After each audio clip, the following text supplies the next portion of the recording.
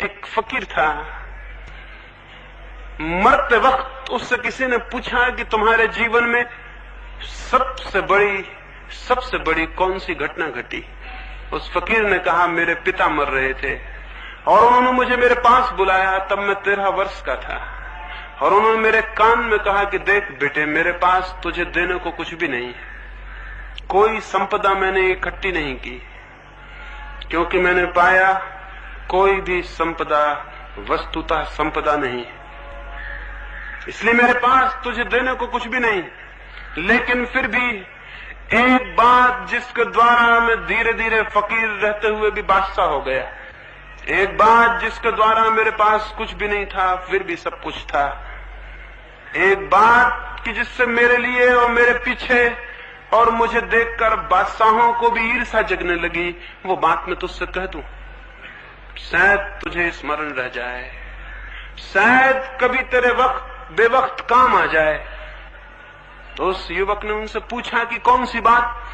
तो उसके पिता ने, मरते हुए पिता ने कहा था कि तब जब भी तेरे जीवन में कोई तथ्य आए, क्रोध, काम, वासना, कोई भी बात तेरे जीवन में आए, तो उसे मेहमान की तरह जानकर स्वागत करना, अतिथि की तरह जान के स्वागत करना,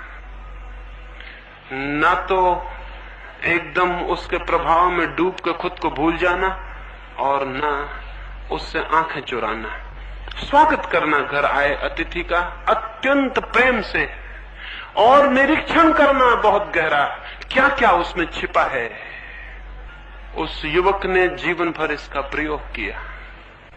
मरते समय वो भी अपने मित्रों से कह सका कि अगर मुझे ये सूत्र न मिला होता तो मेरा जीवन पानी में खींची गई लकीरों की भांति व्यर्थ हो जाता, लेकिन मैंने जीवन के एक एक तथ्य का अत्यंत धैर्यपूर्वक स्वागत किया, निरीक्षण किया, ऑब्जर्वेशन किया, देखा, और मैं हैरान हो गया।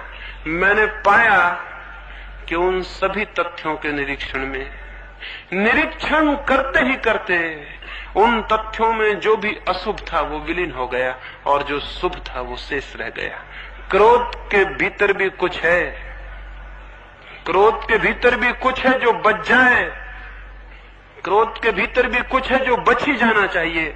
जिस व्यक्ति में क्रोध ना हो उसमें कोई तेज ही नहीं होता, उसमें कोई तेजस्विता नहीं होती, उसके भीतर कोई पोटेंसी नहीं होती, वो नपुंसक होता है, इम्पोटेंट होता है, उसके भीतर कोई बल नहीं होता, उसके भीतर कोई ओज नहीं होता। क्रोध में भी कुछ है, लेकिन जिसके भीतर क्रोध होता है हम देखते हैं वो तो नरक हो गया, हम देखते हैं वो तो आग में जल रहा है और तड़फ रहा है। आग से घर में दिया भी जलाया जा सकता है और घर में आग भी लगाई जा सकती है। इससे आग न तो बुरी हो जाती कि उससे आग लग जाती है और घर जल जाता है, लेकिन उससे दिया भी जलाया जा सकता है और अंधेरे में प्रकाश भी किया जा सकता है। आग में कुछ है जो बचाया जा सकता है, आग में कुछ है जो छोड़ा जा सकता है। ठीक क्रोध में भी कुछ है, सेक्स में भी कुछ है। जिस व्यक्ति में सेक्स ही ना हो, जिस व्यक्ति के भीतर काम वासना न हो, उस व्यक्ति से कुछ भी क्रिएट नहीं होता, कोई सृजन नहीं होता उससे। अब तक दुनिया में